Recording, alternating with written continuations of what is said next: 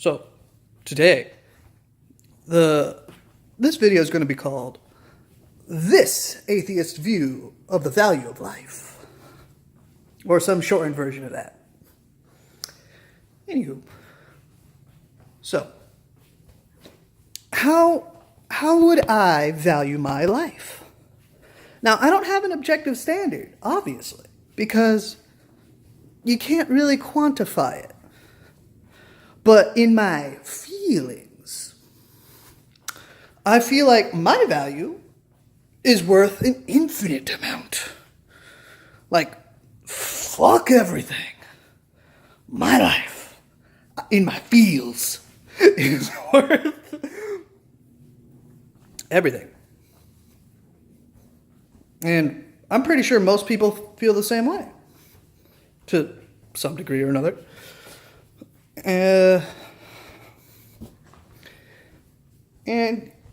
why would I say my life is worth infinite? It's basic survival instincts, isn't it? I mean, that makes sense, right? Hey, I want to live. Therefore, I prioritize myself.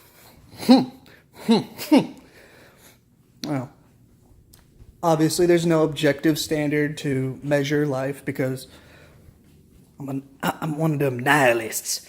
I don't think there's any inherent purpose to anything or inherent value to anything. All right. Enough.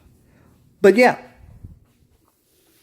I think that my life is worth it's infinite. If my life is infinite and everyone else thinks their life is infinite, then shit. What do you do? What do you do when encountering death? Now, I bring this up because of comparative reasoning. He was talking about another police shooting of an unarmed kid.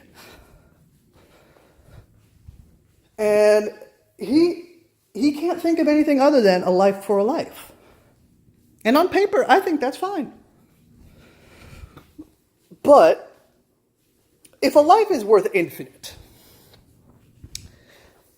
then how do you accept another life being taken away? Now, here's the thing.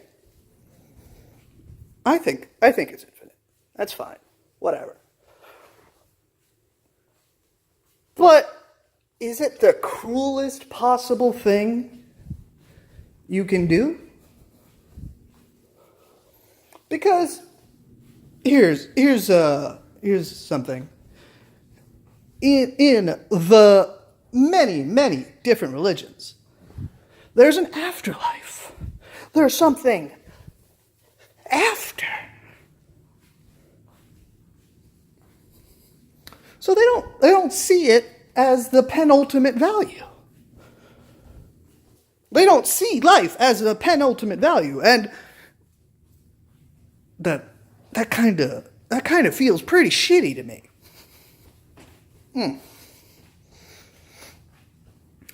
But the Christians got something right. If you quote unquote sin, you get cast into hell, where you'll be tortured and tormented for all eternity. See, that's how you make the current life worth something to people who think that an afterlife exists. I don't think an afterlife exists. It's pretty obvious, right? So, they found a way to make life worth something by saying, hey, life, although finite, will earn you, is a test. It's a test, you see. And when you pass the test, you get to go to heaven. And that is an infinite life. It's infinite life with all the good stuff. It's nothing but good stuff. Don't worry about all the bad stuff. That's if you fail the test. If you fail the test, you go to hell, where you will burn and be tormented and tortured for all eternity. Now, obviously, I don't think eternity exists in that sense. It doesn't make any sense. It's just kind of a nonsense thing. It's whatever. But that's not the point. My point is, you want the person to suffer as much as possible for doing the most egregious act one can do. So let's do that. You want eternity for the victim and the criminal. No. That's religitard shit. I'm advocating for something crueler. Or at least some people think it's crueler. Honestly, it depends. Like, it's going to be all opinions up in here. I think it should be the punishment for the crime of taking another's life will be the suffering, a la the Princess Bride. Yeah, that kind of shit. If you take another person's existence from them, how dare you? You will suffer for the rest of your natural life. You will be limbless, eyeless, tasteless. Your tongue will be boiled or some shit. I can't remember what it was. Point is, you'll essentially be a husk of a person in excruciating agony for the rest of your life. That is an ultimatum. That is how you say, hey, fuck you. You can't be just taking people's lives. They ain't yours to take.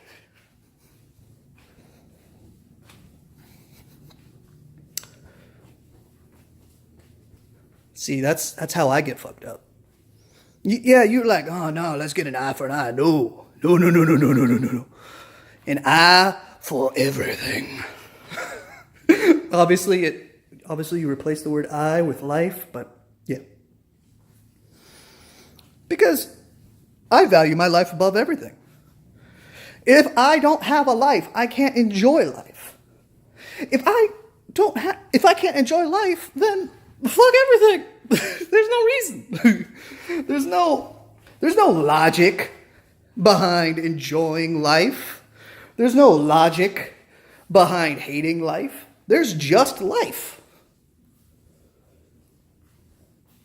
So, yeah, that's what I think. I think yeah. All right. I've overdone it. Bye.